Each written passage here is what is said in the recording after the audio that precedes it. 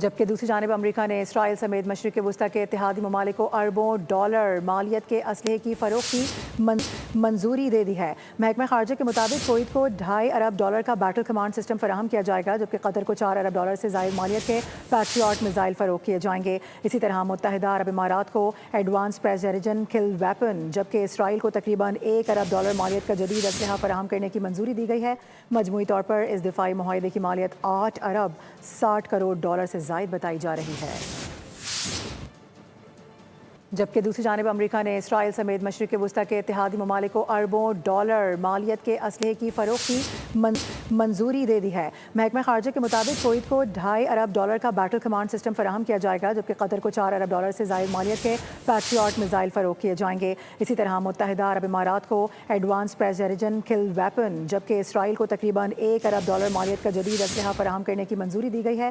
مجموعی طور پر اس دفاعی معاہدے کی مالیت $8.60 سے زائد بتائی جا رہی ہے۔